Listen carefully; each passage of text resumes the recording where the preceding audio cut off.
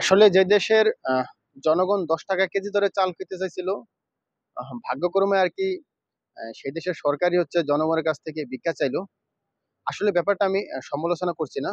তো গতকালকে যখন মাইনস্টার স্কুল অ্যান্ড কলেজ বিমান বিধ্বস্ত হয়েছে, তো বিধ্বস্ত হওয়ার খবর শোনার পর থেকেই মনটা একটু অনেকটাই খারাপ হয়েছিল। তো যখন শুনছিলাম যে ব্লাডের প্রয়োজন, তো আমি সহ আমার কিছু ফ্রেন্ড সার্কেল হচ্ছে আপনার ওই কুর্মিটোল জেনারেল হসপিটালে গেছিলাম। মেবি আপনার হতে পারে এটা হচ্ছে মাগরিবের সময় আর কি, মানে সন্ধ্যার পর পরই।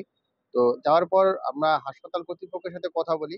তো তারা জানালো যে তাদের এই জায়গায় হচ্ছে আপনার 4 জন আপনার রুগী আসছিল। তো তাদেরকে তারা ট্রান্সফার করে ঢাকা মেডিকেলে পাঠিয়ে দিছে। তো আমি নেক্সট স্টেপের কথা যখন বলছিলাম, তখন তারা বললো যে আপনারা একটা কাজ করেন, আপনাদের সাথে সাথে যাদের কমিউনিকেশন হয় তারা সবাই ঢাকা মেডিকেলে যান।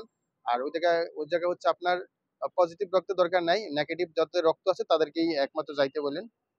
তো আসলে তাদের কথার ভিতরে কেমন একটা ফাঁক ফোকর পাইলাম। আসলে এই যে বিমান বিধ্বস্ত হওয়ার পর নিহতের যে পরিবার ছিল, এই পরিবারের আসলে আমাদের আপনি আপনার সান্ত্বনা দেওয়ার মতো ভাষা নাই। তারপরও এই রাষ্ট্র এবং রাষ্ট্রীয়ভাবে যেভাবে তাদের এই ফ্যামিলির সাথে প্রতারণা করছে, আসলে এটা আমরা ধিক্কার জানাই।